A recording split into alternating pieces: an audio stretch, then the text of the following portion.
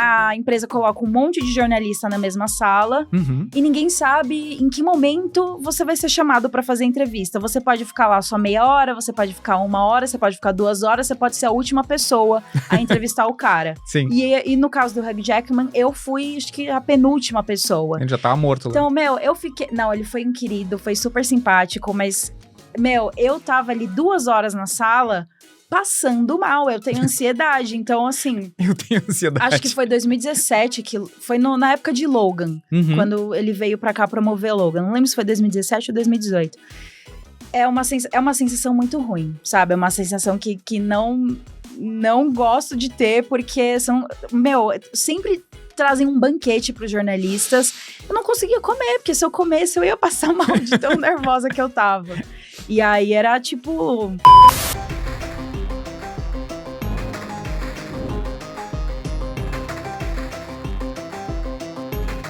Bem-vindos de novo ao Chips Podcast. Hoje eu tenho comigo alguém que é muito especial no meu coração, porque afinal de contas, essa pessoa, que você já sabe quem é, ela fez a minha primeira entrevista para um jornal internacional. E isso para mim me marcou, porque foi uma grande viagem internacional, foi a primeira vez que eu fui para a Europa a trabalho, e ela estava lá com seu microfone entrevistando os desenvolvedores de games que desbravavam a Alemanha na época, na Gamescom.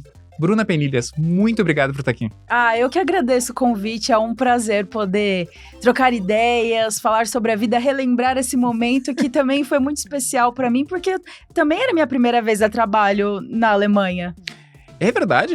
Foi pra primeiro evento a primeira Gamescom. Vez que eu fui na Gamescom, primeira e única. Primeira e única? Primeira e única. Olha só. Isso é muito legal. Que bom que agora tu tem a Gamescom no pátio aqui, né? Exatamente. e realmente, ano passado, tava no pátio de casa, era o quintal de casa, muito bom. Não, muito bom, realmente. Agora, só pra constar, a partir desse ano, ela passa a se chamar Gamescom pro público em geral. Olha não só. Precisa mais incluir o Latam. O Latam. A gente acabou de descobrir isso. Então, isso é uma notícia boa, porque para de confundir todo mundo, né? A Gamescom Latam não é patrocinada pela Latam Linhas Aéreas. Isso estava sendo uma grande confusão. É sério? As pessoas faziam essa ponte? Sim, eu peguei um Uber e o cara disse, não, eu vi um negócio, tem um evento aí da companhia aérea, aquela lá, Latam, né? Daí eu disse, não, é de games. Eu disse, não, mas é um negócio da Latam. Latam. Exato. Nossa, eu não sabia que rolava essa confusão. Total. Assim, eu peguei um Uber, o CEO da Gamescom também disse que ele pegou 2 táxis que tinham dito isso. Ele disse assim, esse evento aí é patrocinado pela Latam lá. Agora tem esse negócio de naming rights, né? Algumas coisas assim, que os caras compram o nome dos negócios, e daí agora o estádio do Corinthians agora tem o nome de remédio. E agora o outro e o outro tem o nome de chocolate, agora tem esse negócio de videogame aí, que é da Latam. E daí, obviamente, acontecendo isso, foi necessário conversar, dar uma reformulada. Pro B2B continua sendo, né? Para as empresas, todo mundo vem pra Gamescom Latam, porque afinal de contas vem nos convites separados, no mais pro público em geral aqui, já que o pessoal do jornalismo vai comunicar direto, só vai falar a partir de agora a Gamescom. Olha, que legal, bom saber. Tô te dando a notícia em primeira mão. No instante que saiu. Então peraí, com licença, deixa eu postar aqui todas as informações. Mas é verdade esse bilhete. Mas estamos aqui não para falar de Gamescom Latam, não de Gamescom Europa, mas sim de Bruna Penilhas. E eu queria muito saber se tu é daqui de São Paulo, de onde tu vens. Eu nasci numa cidade chamada São Bernardo do Campo, é a região metropolitana de São Paulo, é ABC Paulista, mas eu vivi boa parte da minha vida em Santo André, que é uma cidade vizinha de São Bernardo do Campo. E aí, em 2017, eu me mudei pra São Paulo, então meu coração é do ABC Paulista, mas assim, gente, tá tudo interligado ali, tá tudo ligado, então... Sou de São Paulo, no geral, mas quando me perguntam, eu falo, sou de Santo André. Ah, importante. Tu és de Santo André, não de São Bernardo. Eu só nasci em São Bernardo. Eu só nasci em São Bernardo. Nasci e fiz a faculdade em São Bernardo, mas a minha cidade do coração é Santo André. San Andreas. Então estamos todos em casa, porque afinal de contas todo mundo aqui do estúdio é de Santo André. Então, Nossa! Olá, conterrâneos! Todo mundo é conterrâneo aqui, então tá todo mundo em casa. Menos você. Menos eu. Infelizmente, eu sou de outro A. O sotaque entrega. Eu sou de Porto Alegre. Mas todo mundo também é do A do ABC Paulista, né? Que é Santo André, São Bernardo e São Caetano. Então, e depois tem D de Diadema. Tem Diadema, aí tem Mauá, que é um pouco mais longe. Muito exato. grande. Loucuras. Geografia. Esse aqui é sobre games. Então, tu começaste a vida pequena Bruninha em Santo André e imagino que já conectada com games ou nada a ver, gostava de brincar de outras coisas e se divertir com outros entretenimentos da vida. Era um pouco de tudo, mas o videogame sempre fez parte da minha vida, assim. Eu falo que acho que é comum com todo mundo. As pessoas não lembram o que acontece antes dos 5 anos de idade, né? Sim. Só acho que coisas muito marcantes. E eu sei que antes dos 5 anos eu devia jogar alguma coisa, mas desde pequenininha eu lembro que eu tinha... Eu não lembro se era um Phantom System, eu não lembro o que era, porque esse console já não tá mais na minha vida há muito tempo. Faz muito tempo, mas eu lembro que eu jogava Duck Hunt com arminha laser, e esse, na minha cabeça, é o primeiro console, mas não era um Nintendinho. Era alguma outra coisa, uma versão que ele era todo leve. Eu também acho, eu não sei o que era. Eu acho que não era o Famicom também, mas, é realmente uma memória muito inicial, então eu não lembro nos detalhes. Eu só lembro que eu amava jogar Duck Hunt e tinha uma arminha laser na mão. Era uma nintendista, desde pequena. Ai, não. Especialmente essa semana eu não quero ser chamada de nintendista, essa semana que a gente tá gravando. Ok. Mas... Pulei. A gente vai cortar na edição. Não, tá tudo bem. Mas, no fim das contas, se for parar pra pensar, foi a Nintendo que me formou como gamer, né? Porque depois, o console que mais me marcou, que eu tenho memória, assim, da infância, foi o Super Nintendo. Tinha o Mega Drive também, mas o Super Nintendo era... foi o mais legal de todos. Era o meu xodózinho, assim. Então, sempre tive contato com games e... O motivo pelo qual esse universo sempre esteve presente na minha vida, tanto de games quanto cinema, entretenimento no geral, é o meu tio Michael paterno. Ele sempre foi muito ligado a games e entretenimento. Então, por exemplo, o Super Nintendo eu jogava na casa da minha avó. E eu passava muito tempo na casa da minha avó. Então, tenho ótimas memórias jogando Mario. Jogava Mario com ela também. Com a tua avó? O que Mario, legal. O Super Mario All Stars. Sim. Que tem trocentos games do Mario lá dentro, tinha um que era basiquinho só, era o Mario e o Luigi, umas plataformazinhas e pronto, e a gente jogava bastante esse jogo. Aí ela ia comigo de final de semana alugar as fitas numa locadora que tinha ali perto. Aí quando eu terminei o Super Mario World pela primeira vez, eu deixei a tela no pause, a TV ligada, esperando meu tio chegar mó tarde do trabalho, só pra mostrar pra ele que eu consegui terminar pela primeira vez. Então assim, brincava de Barbie, tinha negocinho de cozinha, brincava de outras coisas com vizinha, mas o videogame era um negócio... se não tava só era eu ou o meu tio junto. E, de vez em quando, a minha avó. Aí, na adolescência que começou a mudar e tal, mas... Foi te afastando do videogame? Tu teve muitas pessoas que passaram por aqui disseram que tiveram uma fase de abstinência de videogame. Não, eu não tive. Pior que não. Não, chegou na adolescência, no início da fase adulta, disse, não, esse negócio de videogame, eu vou dar uma desacelerada. Não, eu acho que foi crescendo exponencialmente. Olha, que legal. Porque o que acontecia? Os consoles que eu tinha, que o meu tio tinha, era tudo, tipo, doado do vizinho que comprou o console de nova geração. Aí ele era um amigo muito próximo do meu tio, o Bruno também. Se não fosse pelo Bruno, talvez eu não teria tido essa infância gamer. Ele dava esses consoles, então foi tudo indo sem parar, assim. E aí, quando começou a chegar... Tanto que eu acho que o primeiro console que eu comprei foi em 2015, que eu comprei, que fui lá e banquei, foi o PlayStation 5. E o primeiro console que meu tio conseguiu comprar foi PlayStation 5 em 2015? O 4, perdão, viajei. Não, 4. Eu fiquei... Não, falei errado. PlayStation 4 em 2015 e o primeiro console que meu tio conseguiu comprar foi o PlayStation 2. Então esse foi o primeiro console meu, assim. E, eu sempre joguei. Na adolescência, na pré-adolescência ali nos 12, 13, eu tava com PlayStation 2 ainda. Sim. E nossa, pelo amor de Deus, o tanto que eu joguei... Gente, PlayStation 2, pirataria no Brasil, sim, não tem como, assim, foi essencial pra infância criar de muita a base gente. de videogame. Era games, meu tio chegava com um pacotão de games, assim, paguei R$10, escolhe aí o que você quer jogar.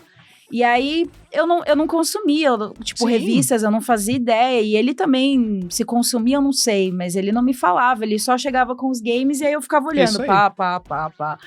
Quero esse. Então, era meio que uma roleta da sorte. Roleta ali, do que russa eu ia jogar. de jogo aleatório. E aí ali na pré-adolescência que eu comecei a jogar mais com vizinhos, tinha uma TV de tubo desse tamanho, eu pegava, levava pro hall de entrada do prédio, levava o play, a gente ficava jogando um monte de coisa, sempre foi presente. Que legal. Realmente não teve nenhum momento assim que eu não joguei, que eu não tive um console perto de mim.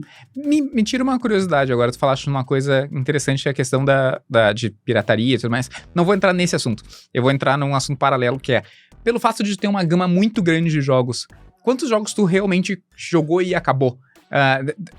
Isso era comum pra ti? Ou tu jogava, tipo, eu joguei isso aqui, jogou aqui um pouquinho, jogou, sei lá, 2, 3 dias e depois troca pro próximo e teve mais rotatividade de jogos ao invés de pegar um jogo e ir de ponta a ponta? No PlayStation 2, eu acho que foi a fase que eu mais realmente pegava os jogos e terminava. Olha. Agora, no Super Nintendo... Tem uma série de fatores, né? Talvez alguém que esteja assistindo a gente não saiba que os jogos daquela época, eles eram difíceis. Sim. E o Super Nintendo... Caros. Só que o que tinha? Eu tinha 2 fitas só. O do Super Mario World e o Super Mario All-Stars. Aí na locadora, quando eu ia na locadora, eu sempre alugava as mesmas fitas. Era uma criança de 7, 8 anos, gente. Não tinha nenhuma... referência do que eu poderia jogar, o que tava em alta no momento. Sim. Aí eu pegava sempre o Yoshi Island, o Aladdin, o Rei Leão, o Donkey Kong Country, o Donkey Kong Country 2 e o 3. Era sempre esses que eu pegava. Que interessante. Só jogava algo diferente quando meu tio trazia. Sim. Mas qual que é a questão? Os jogos eram difíceis. Muito. E aí... não dava pra salvar. Você tinha que devolver a fita, então não dava pra você manter o seu save. Então eu raramente acabava. Tipo, o jogo que eu gostava pra caramba do Super Nintendo era o do Rei Leão, eu só fui acabar ele de verdade agora, velha, com a versão que saiu pra PlayStation 4. A versão de porque Play 4. Agora você podia salvar em qualquer momento, naquela época não dava. Aí no PlayStation 1, PlayStation 2, isso começou a mudar. Tipo, eu lembro de God of War, eu joguei tudo no PlayStation 2, do começo ao fim. Joguei o 2, God of War 2, joguei mais de uma vez do começo ao fim. Kingdom Hearts, vários jogos, assim. Aí isso foi continuando. Agora, se você me perguntar hoje em dia, jogos que eu consigo ir até o final, são tipo 4, 5 por ano, assim. Porque as pessoas ainda é coisa pra caramba, não saibam, eu não trabalho jogando. Meu trabalho nunca foi só jogar videogame. Como assim? Trabalha com games e não acorda de manhã e tá jogando videogame e vai até dormir? Nossa, mas aí também é que absurdo. Hardcore, né? Não, eu achei que fosse assim. Todo mundo que trabalha... É a primeira pessoa que aparece aqui que não faz isso de manhã, tarde, de noite. Todas as pessoas que passaram por aqui que trabalham na indústria só jogam videogame. Pois é, essa é a verdade. Olha só, uma pessoa... Primeira verdade aqui do programa. Sinto decepcionar alguém que queria alcançar esse estilo de vida, mas isso não existe. Não existe. Talvez game tester. Não, olha, é o pior, também é o beta teste. A gente tem um time de QA muito bom, assim, foi premiado, inclusive, ano passado, lá na Hermit Crab, e é enlouquecedor o quanto eles não conseguem jogar cada jogo. Nossa! É muito triste, assim, porque, agora tem uma funcionalidade nova. Entrega pro time de QA e o time de QA, Quality Assurance, né, qualidade, para poder jogar aquela funcionalidade até descobrir todos os problemas, questões. E só aquilo. Tu põe eles num quadradinho, num cercadinho e diz, preciso testar, preciso que alguém faça zere o save e jogue de ponta a ponta, né? Não o jogo inteiro, mas vá até aquela funcionalidade nova, para ver se não tá nada quebrado. E preciso que alguém foque naquela funcionalidade. E aquela funcionalidade, às vezes, pode ficar 2, 3 dias em QA até voltar. E isso vale no mundo inteiro. Assim, quando tu desenvolve para games, para PlayStation, Xbox, a única diferença é, quando tu faz para Xbox, tu manda para lá, alguém da Índia vai lá jogar. Eu digo na Índia, mas é porque realmente o time de teste, porque mostra no Analytics que o cara tá jogando lá na Índia. Ou nas Filipinas. Mas enfim, o cara liga o jogo, tu vê que o cara joga, entra, e daí quando ele encontra um problema, ele para o jogo e devolve. Ele não segue testando nem nada dizendo, ele só... Que curioso. Cada empresa tem um processo diferente de teste. Tem empresa que, olha, a gente jogou, fez o loop básico do jogo e aqui tá a lista de todos os problemas que a gente encontrou. E tem empresa que vai jogando até chegar num problema e diz, encontrei um problema, ele só devolve, próximo. E daí, tu entra na fila de novo pra poder... jogar uma outra versão? Exatamente.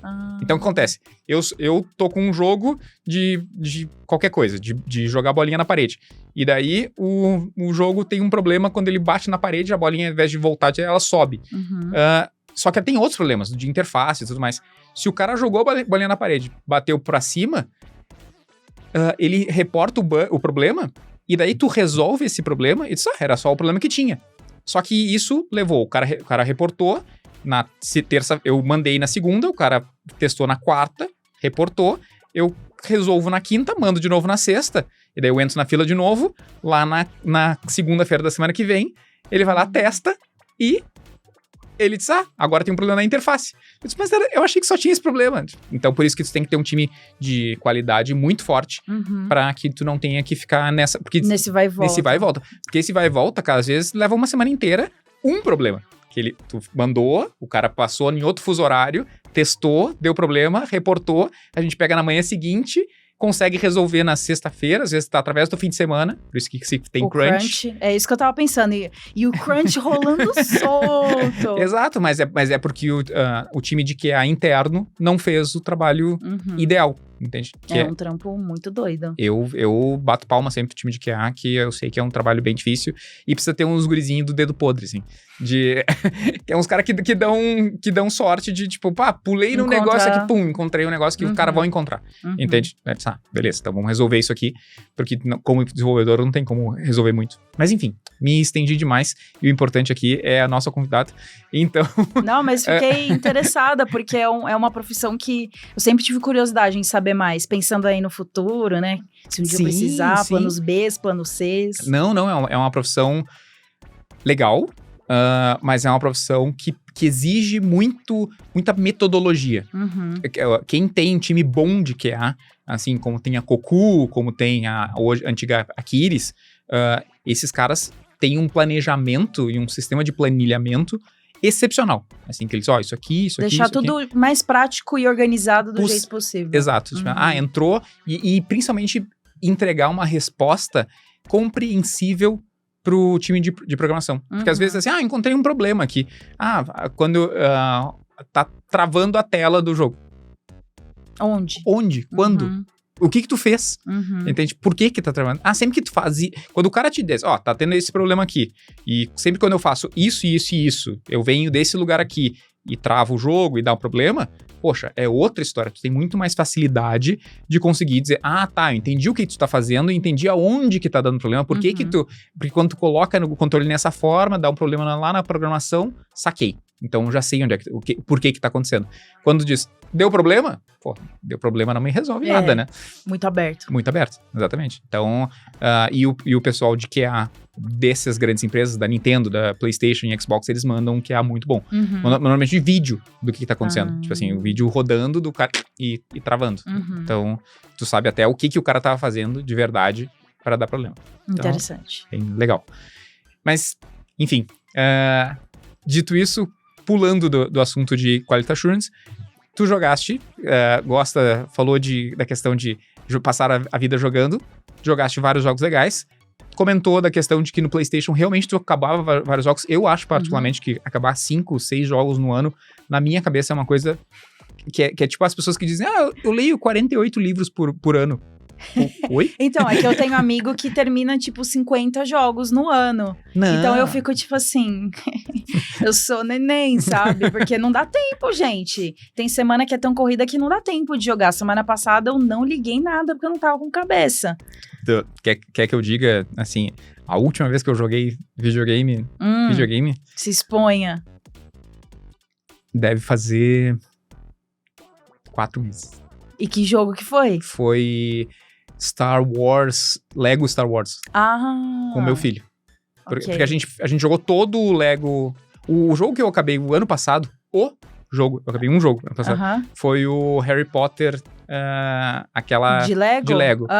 E a gente foi de ponta a ponta, jogou todo o Lego. E agora ele começou o Star Wars. É bem legal. Mas é isso, assim, é o momento que a gente tem ali. E assim, vocês jogam, tipo, cooperativo, né? Sim. Legal. Não, esse que é o bom. Porque daí joguei muito também, joguei Indiana Jones no cooperativo. Não, eu acho muito bom, assim, eu gosto de jogos que não sejam competitivos. Porque daí os dois conseguem construir, os dois se ajudam e tudo mais, e a gente vai vendo uma história, vai entendendo o processo, e isso é mais legal. Eu não sou uma pessoa muito que gosta de jogo competitivo, não jogo online, por exemplo. Ai, nossa. Tava jogando Overwatch ontem, esse é o jogo que eu sempre acabo voltando depois de um tempo. Vou e volto. E aí, durante a pandemia, eu fiquei... Bom, acho que muita gente ficou, né, preso dentro de casa. Sim. E aí, jogos competitivos, jogos online explodiram. Então... Eu também não era muito de jogo online, eu jogava um pouquinho de jogo de tiro online na época do PlayStation 3. Mas aí na pandemia, vixe Maria. Aí foi Fortnite, foi sem querer. Mas agora eu tô tentando fazer um detox de jogos online pra resolver meu backlog que tá gigantesco, tá muito grande. Tenho muito jogo pra jogar. Sim. Não, eu consigo imaginar. E eu tenho notado muita gente que tá fazendo essa migração de volta pros jogos offline. Mas é difícil, porque às vezes Fortnite lança uma skin mó legal, aí tem um evento, sei lá, do Godzilla, fazendo no meio do mapa lá, fazendo uns negócios muito loucos, aí tem Destiny 2 também, que eu jogo muito, aí tem Overwatch também, que às vezes sai colaboração com o Avatar, aí eu fico, ai meu, aí eu já nem tem jogo que eu nem deleto, porque eu sei que eventualmente eu vou jogar.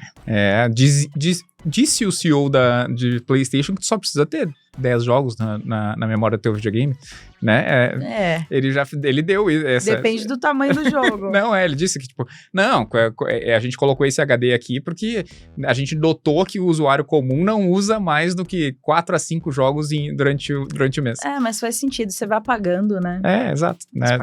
Você vai pagando, né? E daí faz os backups deles.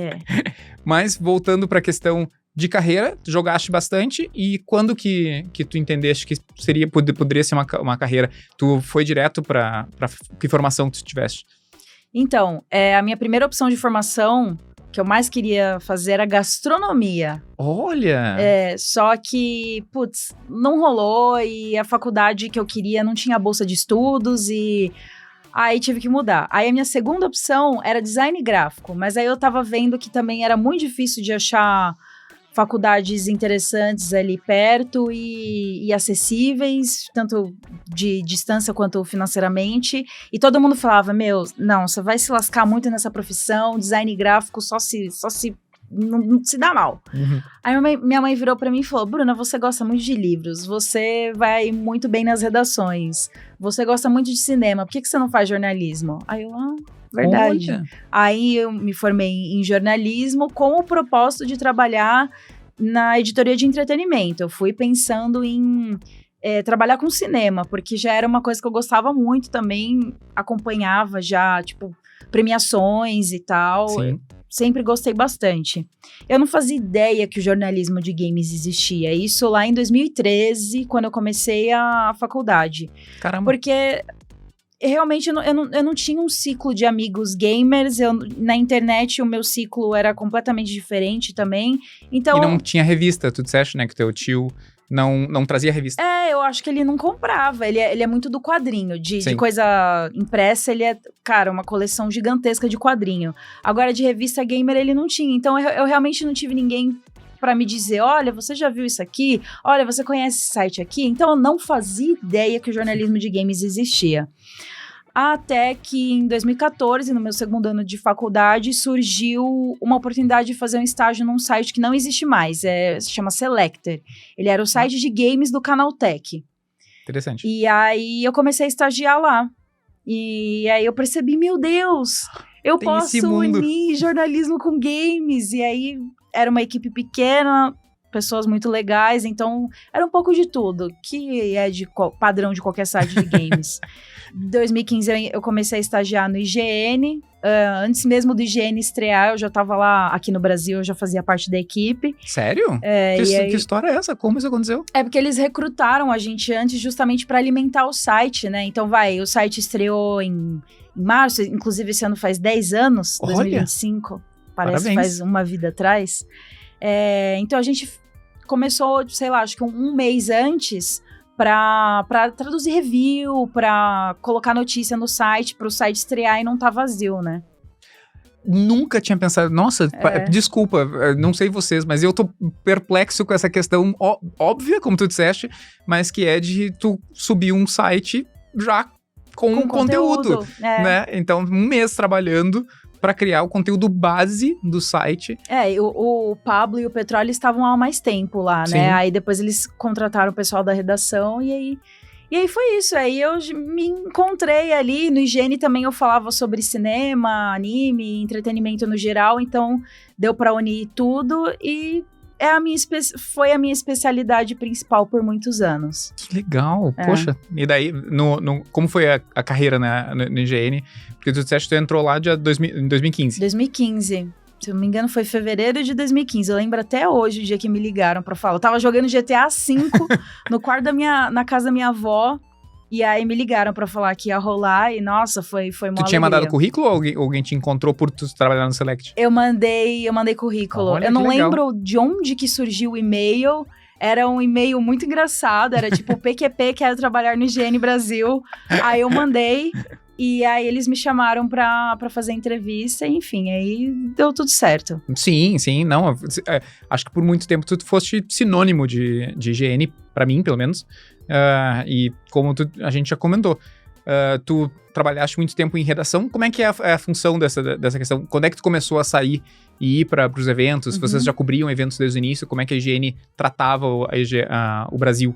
Já desde o início era cobertura em peso, assim. Eu sinto que começou mais em games e aí depois foi expandindo mais para cinema e cultura pop no geral, como é o IGN dos Estados Unidos, né? Sim. Mas eu comecei como estágio em 2015 e fiquei lá até 2020. Foram quase 6 anos de IGN. Não, tem E assim, eu aprendi muito lá, porque, de novo, comecei como estagiária, aí depois fiquei como repórter, e desde do estágio, eu já fazia um pouco de tudo, assim. Então, a experiência foi acumulando.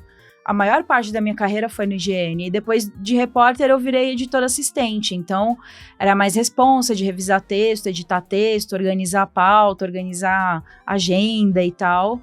E realmente foi uma experiência maravilhosa, assim. Eu tive muitas oportunidades boas. Tive a oportunidade de conhecer você lá na Gamescom da Alemanha. Foi incrível. Fui em 2 E3. Antes do evento morrer.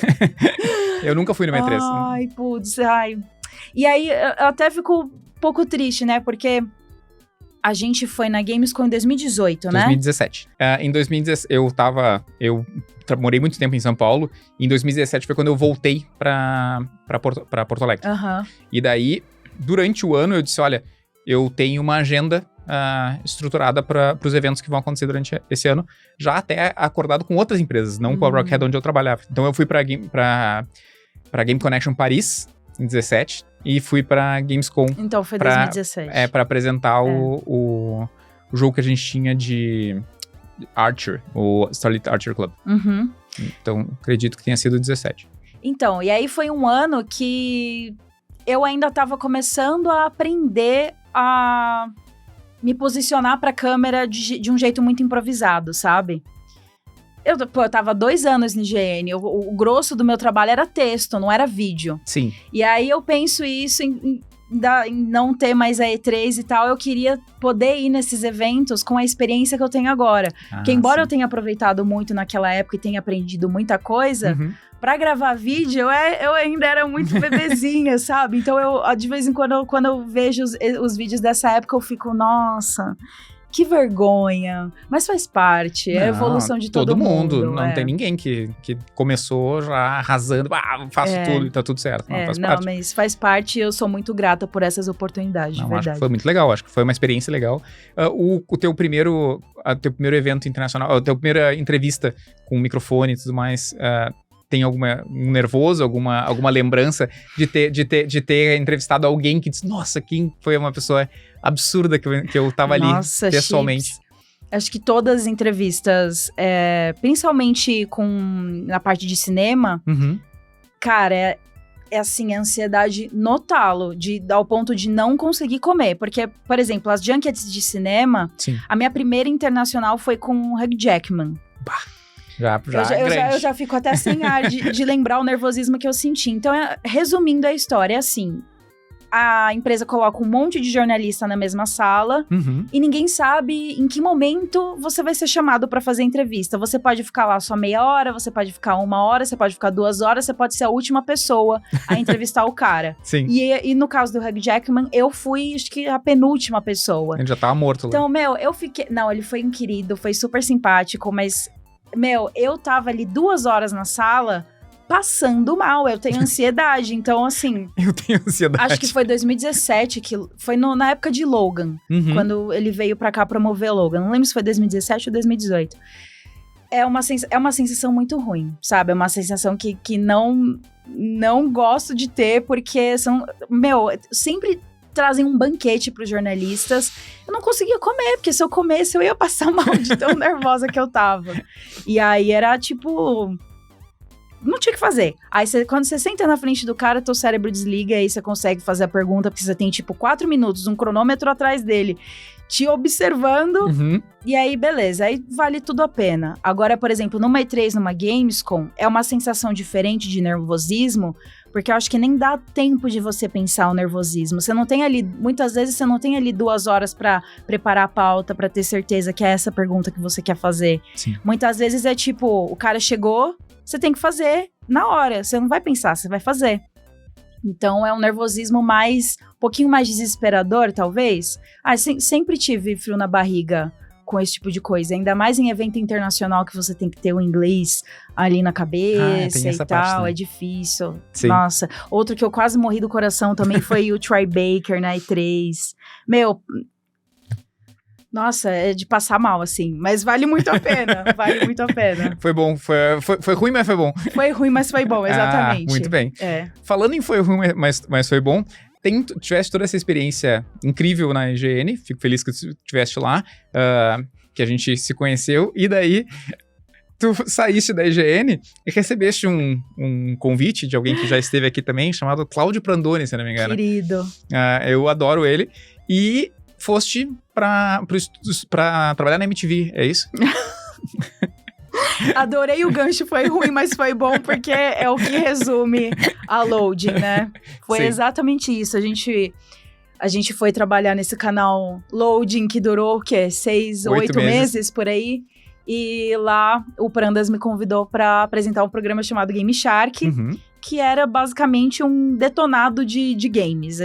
Não detonado de jogabilidade, né? Sim, mas vocês destrinchavam a história dos jogos e coisas legais. Assim. E aí foi um desafio porque era um programa diário, a gente ainda estava na pandemia, então, assim, saindo do home office para ir presencial todos os dias e gravar um programa de 40 minutos, todos os dias. E fazer um roteiro tão detalhado assim, de um programa de 40 minutos não era fácil. Tinha 2 roteiristas na equipe do Game Shark, o Gabriel e o Lucas, maravilhosos. E eu fazia roteiro e tinha que revisar roteiro também. Era puxado, mas a parte boa foi justamente a oportunidade de trabalhar na TV, Sim. fazer uma coisa que eu nunca tinha feito. E a equipe, putz, só gente incrível lá. Verdade. Gente que eu já conhecia, tipo Prandas, mas lá eu tive a oportunidade de conhecer um dos meus melhores amigos que eu mantenho hoje em dia. Olha. Trabalhar de novo com gente que eu trabalhei no IGN. Então, essa foi a melhor parte, com certeza. Foi uma catástrofe no final. Terrível, sempre vou lembrar disso, mas também sempre vou lembrar das coisas boas. Eu vou te dizer, eu sou um mega fã da Loading. Eu tive a TV ligada todos os dias, durante todo o período. Este programa aqui era para ser um programa estilo Game Shark. Ele foi idealizado numa das versões, por isso que ele se chama versão 1.1 beta. Agora vai. .mp3. Droga. Você esqueceu do principal. Exato. E porque eu achava que aquilo ali era interessante. É um conteúdo muito bom, é um conteúdo... A forma que tu faz o Game Shark e a forma que ele foi idealizado era uma coisa diferente. Tinha uma cara de MTV, o que também era uma coisa muito legal. A Loading toda tinha, né, Era Sim. muito legal. Não tinha nada igual... Se a gente for olhar a grade inteira da Loading, não tinha nada igual na época e ainda não tem. Não, com certeza. Acho que ainda tem espaço para ter esse programa, só que tem que ter pessoas competentes para fazer esse negócio. Eu já te digo, eu tentei e não consigo. Então seguimos com esse modelo aqui. E não adianta ter só gente competentes trabalhando ali no dia a dia. Tem que ter gente competente lá em cima também, porque senão não adianta nada. Exatamente. E me conta a tua versão e a tua visão do último dia. Cara, foi horrível. Se tu não te importares. Não, já contei, não tem problema. Hoje eu dou risada. Mas, era uma semana que teve, tipo, evento da PlayStation, evento da Sega, tinha um monte de coisa pra gente falar. Uhum. E na época a gente tava trabalhando de casa porque a pandemia tinha intensificado. Sim. Então eu já tava pronta, vestida, maquiada pra começar a gravar o Game Shark. E aí, 5 da tarde, veio uma mensagem. Fulano tá pedindo pra gente entrar, todo mundo em tal lugar. E, o metaverso não. Ai, meu Deus, como é que era o nome do... o multiverso. O multiverso. Ia entrar. O multiverso ia entrar ao vivo, tipo, em meia hora.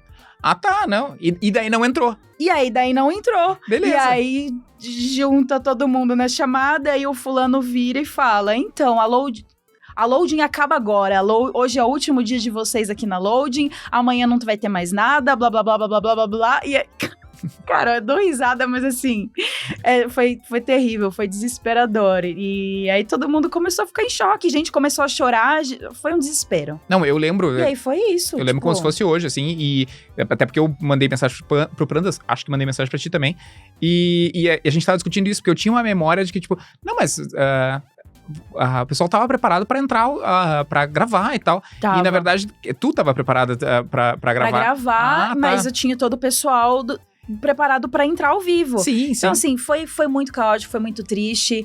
Não deram explicações claras. A gente só foi descobrir depois o que estava acontecendo com reportagens investigativas e não sei o quê, e com a Rádio Peão. Sim. E todo mundo ficou, assim, eu guardo mágoa, sim, do que aconteceu. Justo, porque foi, justo. Porra, muita gente se mudou de outros estados. Sim. E veio pra São Paulo pra apostar tudo que tinha, todas as fichas nesse canal, sabe? Sim. E foi muito triste mesmo, e fazer o quê?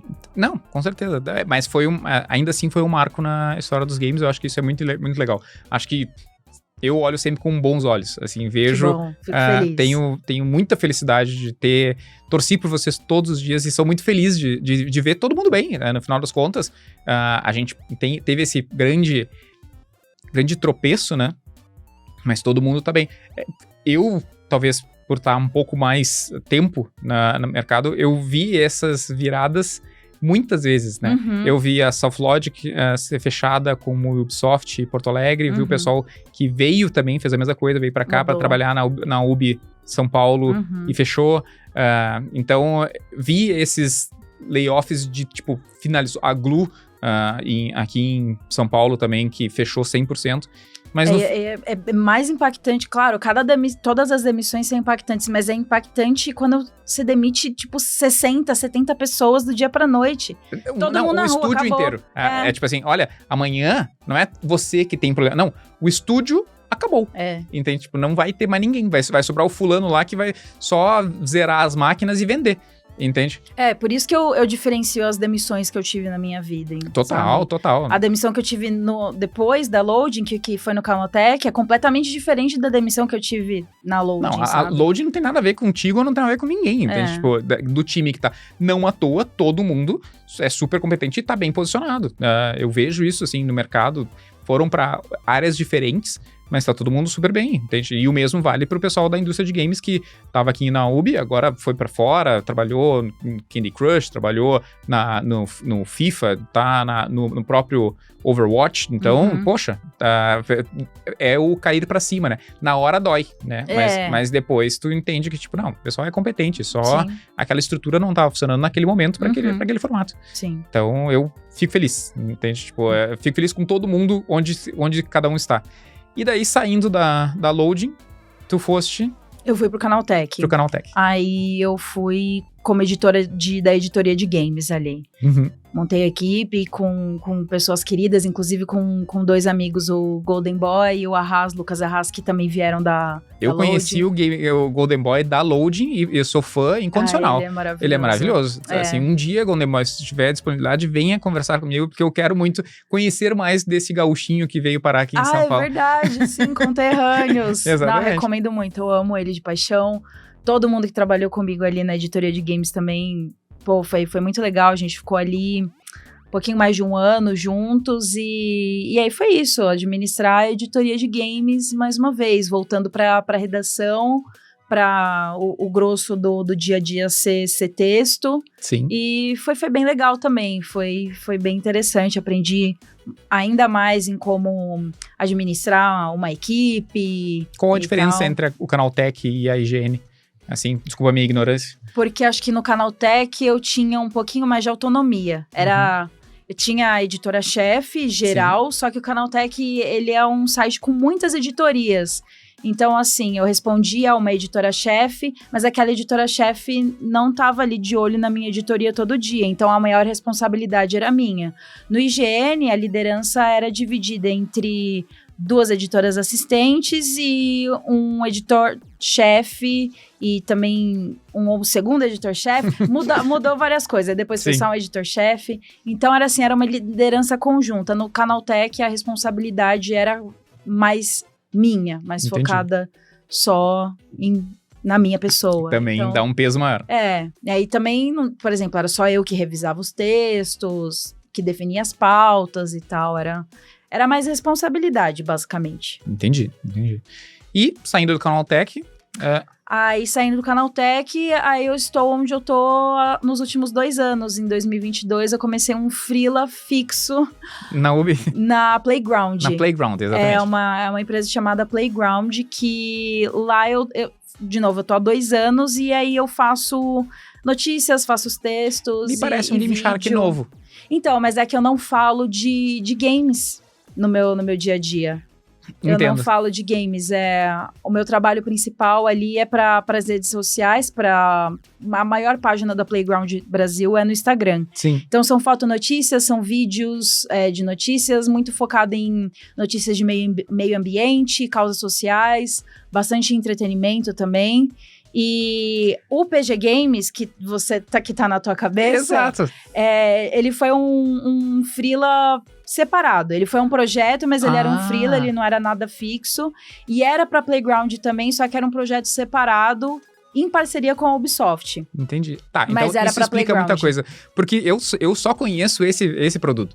Então, pra mim, a Bruna é da PG Games, que trabalha pra Ubisoft. Não.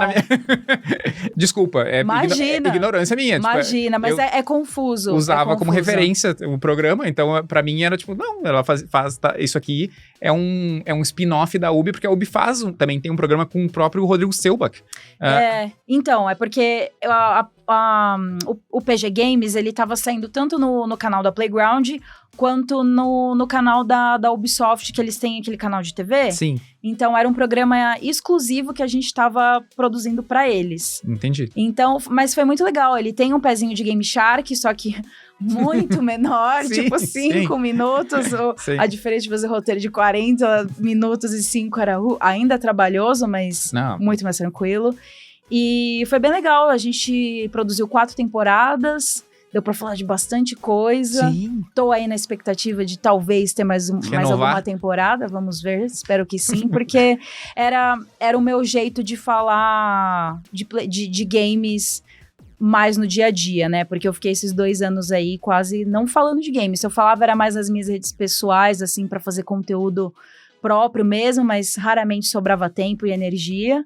E, enfim, tô no X do Controle também. Ah, sim, eu, apoiador do X do Controle, já tivemos Guilherme Dias aqui, que é um dos apresentadores do X do Controle. Sim. Então, gosto muito e é um bom momento, é 1 hora por semana de um bom conteúdo do que rolou. Né? Os meninos mandam do programa muito bem. Principal. Existem outros programas para apoiadores e tudo mais, mas o programa principal é um jornal semanal de como andam as coisas. É, isso mesmo. No começo do ano surgiu essa oportunidade aí do Dias e do PH me convidarem para fazer participações pontuais, esporádicas ali com eles e, pô, tá sendo muito legal. Gosto muito de gravar com eles e, de novo, é uma chance de eu poder falar do que eu amo, além do meu trabalho básico do dia a dia, que eu gosto também, tô aprendendo muita coisa, ainda mais sobre meio ambiente, mudanças climáticas, microplástico no cérebro, microplástico não sei aonde, me pergunte, porque agora eu sou especialista disso também, escrevo todo dia, mas o meu amor é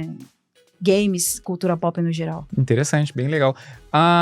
Uma questão que me surgiu agora sobre o PG Games. Imagino que tu faça o texto. Como é que funciona esse processo? Tu faz o texto e depois tu lê ele no teleprompter? E isso sempre foi tranquilo? Ou quando que o teleprompter se tornou teu melhor amigo? Putz, desde a época do IGN, por exemplo, o Daily Fix, que era o programa diário, Sim. Eu apresentava ele só em caso de férias, ou em caso de falta das apresentadoras, que mudou ao longo dos anos. Uhum. A que ficou mais tempo lá foi a Carol Costa. Sim. E a gente usava teleprompter. Em muitos dos vídeos apresentados que a gente gravava no IGN era teleprompter também. E o PG Games, eu faço roteiro técnico. A única coisa que eu não faço é, tipo, edição, assim, sabe? Eu não faço edição do vídeo. Tem profissionais ótimos para isso. Não é a minha profissão, mas é que hoje em dia as empresas muitas empresas exigem, não a Playground, exigem que a pessoa seja multitarefa, né? Sim. Tipo, você tem que editar, você tem que gravar, você tem que fazer tudo. É o Dias. Coitado. Ele, guerreiro.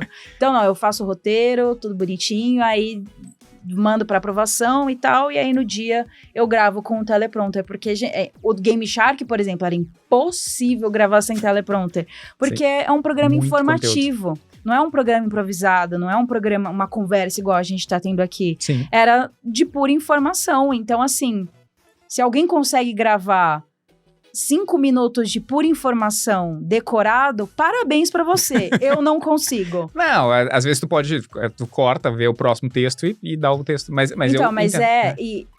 só que aí isso prolonga muito o tempo de gravação, sabe? Porque assim, você tem que memorizar. Eu sei que é melhor porque você vai deixar o texto mais solto e tal. Só que aí é teu papel também como apresentador, você ir tentando soltar e deixando o texto cada vez mais a sua cara, o seu jeito de falar, pra não ficar tão robotizado, sabe? Sim. É uma coisa que, inclusive, eu fui tentando e ainda tenho muito a melhorar. Mas eu acho excepcional. Eu perguntei, tanto que eu perguntei se tu fazia com teleprompter, porque eu acho que já tá super natural, desde dançando com puppets e fazendo... Nossa! Não, as brincadeiras que a gente fazia no começo das aberturas da Loading era tudo improvisado, inclusive teve uma que a gente fez de Persona que... incrível. A gente teve a ideia, tipo, sei lá, 5 da tarde. E se a gente regravar agora a abertura de Persona? Vamos, vai ser rapidinho. 2 horas gravando o negócio. Mas, enfim, é isso. Eu ainda acho que eu tenho muito a melhorar, mas o teleprompter é realmente um grande amigo. Grande amigo, muito bom. Muito obrigado, já vou me encaminhando para os finalmente aqui. E eu queria muito saber 2 coisas importantes. Primeira quem gostaria de seguir a tua carreira, ser jornalista, ter essa carreira de sucesso que tu tem, que tu indicaria hoje? Se fosse olhar pra Bruna lá do início, só faz bem por aqui ou não bem por aqui, o que tu indicaria? Que tu possa dizer. Então, eu não tô num momento muito otimista, porque eu acho que o mercado de games, de jornalismo no geral, mas jornalismo de entretenimento e de games tá passando numa fase muito ruim. Agradeço que você veja a minha carreira como sucesso, mas é muito difícil, sabe? Porque eu e outros colegas da área, a grande maioria, a gente tá meio que sem ter pra onde ir, sabe? São muitas demissões o tempo inteiro, Sim. redações que antes eram 10 pessoas virando 2 pessoas. Sim. São muitos cortes há muito tempo, então assim, neste momento, eu tô feliz onde eu estou, mas no mercado no geral, eu tô bem desmotivada e com um pouquinho sem esperança mesmo. Eu acho que uma hora isso vai passar, vai melhorar, mas eu tô num momento bem preocupante, assim, tanto que eu nem tento pensar muito a respeito pra não ficar maluca da cabeça. Justo. Mas eu sugiro que, assim, eu não vou falar, nunca que eu vou virar pra alguém e falar, não siga essa carreira. Eu não consigo fazer isso, porque por todas as dificuldades que eu passei e ainda passo, eu gosto do que eu faço, eu sou apaixonada pelo que eu faço, então eu não mudaria de carreira, então eu incentivo a pessoa a seguir o seu sonho. Se o seu sonho é entrar no jornalismo de games, então entre no jornalismo de games. Mas aí... Faça... Entre no... Como? É que nem eu dizer assim, ó, entre no mercado de games. Tá, mas eu entro por onde? Então, como? Eu sempre defendo, se a pessoa tiver as condições e a oportunidade, fazer a faculdade de jornalismo. Sim. Porque um dos problemas que eu vejo da precarização do jornalismo é muito amadorismo. De tipo, qualquer um que gosta de games pode virar jornalista. E Sim. não é bem assim. A gente tem muitos jornalistas excelentes, maravilhosos, que não são formados em jornalismo. E tudo bem.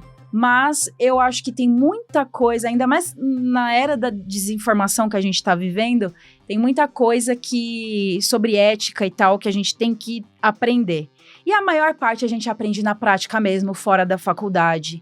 Sim. Então, é isso. O primeiro passo, se você puder fazer faculdade, faça. E se coloque nessa patotinha, nessa panelinha que é o jornalismo. Faça seu blog, comece a fazer seus vídeos, o que você quiser fazer para mostrar para as pessoas que você tá ali e que você se interessa, sabe? Sim. Então, comece a interagir com o pessoal, se enfia ali com o teu trabalho, sabe? Sim. Eu não sei exatamente como que tá de oportunidade para estágio, mas, por exemplo, os estágios que eu fiz foram essenciais para eu conseguir entrar no mercado. Sem os estágios, eu não estaria onde eu tô, eu acho, sabe? Claro. E então, seria até melhor se as redações tivessem mais estágios, porque na minha época tinha muito, hoje em dia não tem tanto. Espero que isso mude, porque é extremamente importante. Mas é isso, é um mercado, é gostoso, tem seus perrengues, mas se você sente paixão naquilo, acredito que vale a pena pelo menos tentar. Com certeza, não, eu acho ótimo e que eu fico feliz que tu disseste que não tá no momento otimista, mas eu achei a tua mensagem extremamente otimista e fico feliz da pessoa tentar e tu não dizer, não, vai embora, desiste, só... Assim, parte de mim quer dizer isso, tá, gente? Parte de mim quer dizer isso, mas eu não consigo virar pra alguém assim. Se alguém muito desencana. Próximo de mim, eu viro e falo, cara, não vem pra cá. Entendi. Mas... Não, ótimo. E... Pra pessoa que ficou encantado com o teu programa e quer conhecer mais sobre a Bruna, quer mandar mensagem, dizer como eu faço pra fazer parte da patotinha. Patotinha? Bom, primeiro, não entre no Twitter, porque Twitter não estou mais lá. Meu perfil ainda tá lá, porque eu tenho que usar pra coisa de trabalho e tal. Uhum. Mas no Blue Sky, no Instagram, de vez em quando no TikTok, é só pesquisar Bruna Penilhas, você vai achar. Estarei lá, aguardando, tenho muitas fotos de gatos, compartilho também muitas coisas sobre games e cultura pop, algumas coisas da vida. E hoje em dia meu trabalho você pode encontrar no X do Controle. Como eu falei, eu tenho participações esporádicas lá no canal, mas acompanhe o trabalho do PH e do Dias também, porque toda semana tem programas ótimos. Sim, verdade. E na Playground, que no Instagram, a página principal é playground.br. Muito bom. E muito obrigado. Muito obrigado, Bruna, por estar aqui, por trocar essa ideia comigo. E obrigado a você que ficou aqui comigo e ouviu essa história incrível da Bruna Penilhas. Eu espero que a gente se encontre no próximo episódio de X Podcast. Um abraço. Tchau.